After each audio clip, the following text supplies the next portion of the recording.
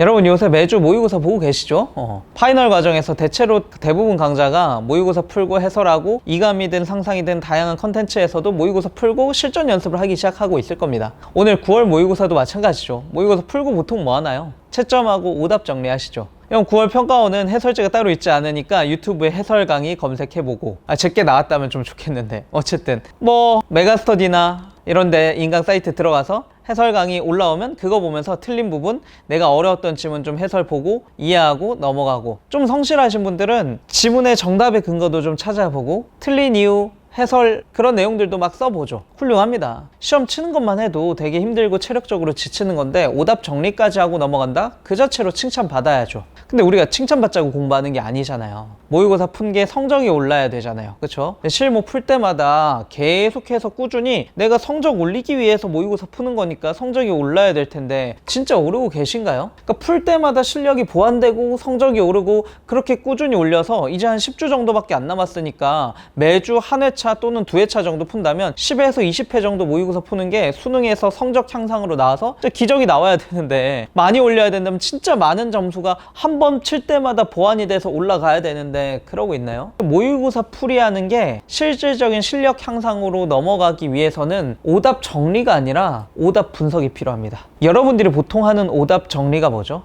오답 정리는 대체로 채점하고 틀렸으면 지문의 정답의 근거를 찾고 틀린 이유 정도 쓰고 해설 정도 쓰는 거죠. 근데 이감이든 상상이든 어떤 컨텐츠에서 그 9월 평가원도 마찬가지입니다. 나왔던 문제나 지문이 똑같이 수능에 출제되나요? 수능에서는 내가 모의고사에 연습했던 그 능력치를 똑같이 요구하는 문제는 출제되고 똑같은 게 나오는 똑같은 문제가 출제되는 게 아니잖아요. 그럼 내가 틀렸으면 그걸 보완할 수 있는 능력을, 그런 걸 올려야 되고 그걸 분석해야죠. 그러니까 오답 정리, 정답의 근거 찾고 해설 쓰는 건 이 구체적인 분석 방법 알려드릴 텐데 마치 이거랑 똑같습니다. 내가 노래방 가서 어떤 노래를 되게 잘 부르고 싶어요. 그 노래를 연습하는데 최근엔 캐대언 유행해서 막 저도 빠져있는데 골든이라는 노래를 막 불러요. 특정 부분에서 음이 너무 높아가지고 막 삑사리가 한 2번 정도 났다고 칩시다. 오답 정리하고 넘어가는 건 마치 이거랑 똑같아요. 내가 삑사리 난 부분을 파악을 해요. 그래서 다시 예약하고 시작하면서 그 부분을 삑사리 안 나게 좀 더 신경 써서 잘 불러야지, 이런 정도의 차원입니다. 내가 어디서 삑살이 났는지 확인하는 정도하고 넘어간 것 뿐입니다. 내가 다음에 그 부분에서 좀 더 신경 써야지 한다고 진짜 그 능력이 바로 오르나요? 안 오르죠. 당연히 비슷할 거 아니에요. 내 능력은 똑같은데. 그러면 그걸 해결하기 위해서는 어떻게 해야 돼요? 정확히 왜 삑사리가 났는지 그 이유를 분석하고 그 이유를 토대로 해결 방안, 그 해결책을 찾아서 제시하고 해결해내야죠. 예를 들어서 내가 삑사리 난 게 애초에 내 목소리 톤 자체가 높아서 그 음까지 내기엔 내가 고음이 안 올라가요. 노래의 키를 한 단계 낮춘다던가, 아니면 내가 호흡이 딸려가지고 거기서 삑사리 난다고 구체적으로 분석을 해보는 거예요. 그러면 내 호흡량을 늘릴 수 있는 그런 훈련을 좀 한다던가, 문제에 대한 원인을 정확히 짚고 해결 방안을 구체적인 행동 강령으로 가져가셔야 됩니다. 제가 4단계에 걸쳐서 오답을 구체적으로 분석해서 점수를 올릴 수 있는 방법을 설명은 해드릴 텐데 이렇게 보면 조금 막연합니다. 그래서 꼭 구체적인 예시를 보시고 그대로 한번 적용해 보세요. 오늘 칠은 가장 최신이죠. 평가원 모의고사 가지고 오답률 지금까지 나온 데이터로는 1위 문제더라고요. 문학 30번 문제 해설하면서 이걸 적용해서 말씀드려 보겠습니다. 우선 큰 틀에서 어떤 방법인지 설명드리면, 내가 어떤 문제를 틀렸을 때 내가 정답인 선지를 왜 골랐는지 구체적으로 내 사고 과정을 쭉 써보는 겁니다.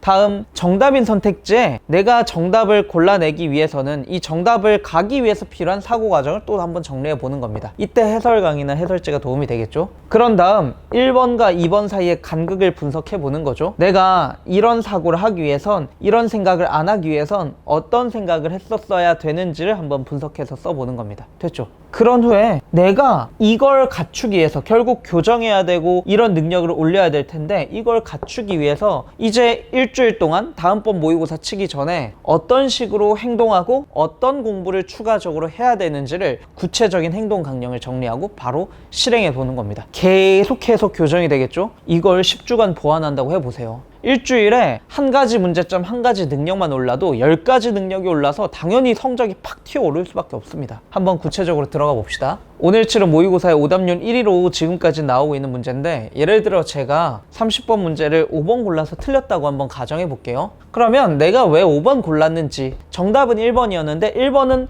왜 적절하다고 판단했고 5번이 적절하지 않아서 체크했는지를 내가 구체적으로 문장으로 써보는 겁니다. 저는 여기서 이 썩힌 간장이 스윗소스 간장이라고 생각했고, 썩은 간장이 좀 맑아졌다 뭐 이 정도로 생각했다고 예를 들어 쳐봅시다.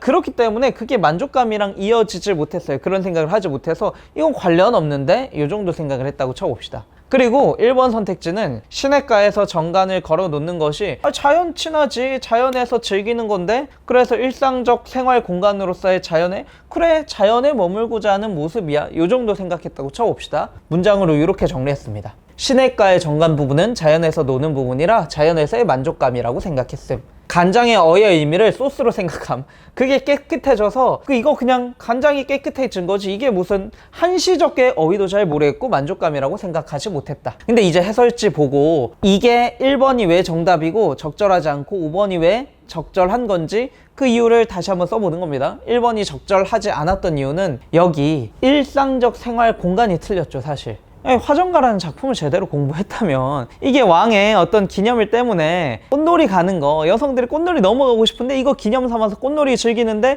이제 해질녘 돼가지고 오게 돼서 되게 아쉬운 그런 작품이죠. 솔직히 연계 공부했다면 이건 바로 떠올리셔야 됩니다. 그래서 전 이렇게 정리해봤다고 칩시다. 화정가에서의 자연은 특별한 행사로서 잠시 갔다 오는 것이고, 여기서의 자연은 일상적인 공간이 아니라 일상을 벗어나서 잠시 가서 노는 곳이야. 그렇기 때문에 틀린 거고 정답이죠. 해설입니다. 그러니 5번 선택지가 적절했던 건 간장이 쾌하다는 건 앞뒤 맥락을 통해서도 알 수 있지만 그만큼 마음이 시원하고 만족스럽다, 그런 의미이기 때문에, 근데 한시적인 건 어차피 돌아가야 되니까 한시적인 만족감이다, 그래서 적절하다, 이렇게 정리했다고 칩시다. 그럼 나의 사고에서 이 정답인 사고를 가기 위해서 필요한 요소를 좀 분석해보면, 일단 간장이 쾌하다는 부분의 정서를 잘못 파악해서 이 부분의 정서를 명확히 파악할 수 있어야 된다. 간장이란 어휘도 간과 창자라고 해석할 수 있었으면 좋았을 것 같고, 또는 그게 진짜 간장이라고 친다 하더라도 앞뒤 맥락으로 아니면 작품의 공부가 돼 있을 때, 연구의 공부가 됐다면 이게 어차피 돌아가야 돼서 되게 아쉬운데 그걸 알았다면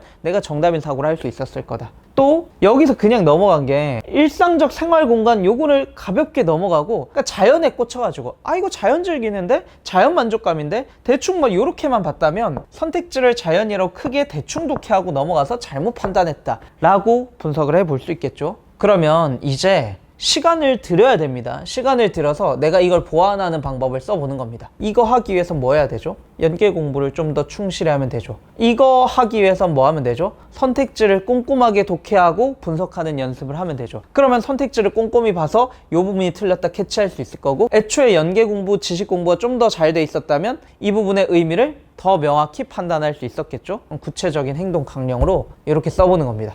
일주일에 나 연계 공부가 좀 부족했으니까 구체적으로 요일이나 시간까지 정해가지고 매일이면 매일, 또는 매주 일요일이면 일요일 30분이면 30분, 1시간에 1시간 EBS 작품 공부하는 시간을 공부 계획에 구체적으로 바로 집어넣는 겁니다. 그리고 선택지 판단할 때 일부러 단어별로 좀 끊어서 확인하는 연습을 해야겠다, 확인하는 습관을 들여야겠다 하고 다음번 모의고사 때 요걸 바로 실행해 보는 겁니다. 이해되시나요? 그래서 이걸 하기 위해선 모의고사 보고 오히려 이런 것들을 하는 시간이 진짜 실력을 올리는 시간이고, 이런 것들을 시간 투자를 많이 하셔야 돼요. 그리고 일주일에 꼭 반드시 하루 정도, 1시간이면 저는 충분하다고 생각합니다. 일주일에 딱 하루 1시간은 낼 수 있잖아요. 딱 1시간만 내서 이 정리한 것들을 나의 다음 일주일 공부 계획에 구체적으로 반영하는 겁니다. 그리고 요걸 제가 색깔 펜을 쭉 써놨는데, 까만 펜으로 쓰고 파란 펜으로 쓰고 빨간 펜으로 쓰고 초록 펜으로 쓰면 수능 직전에 이런 것들이 쭉 쌓여 있겠죠.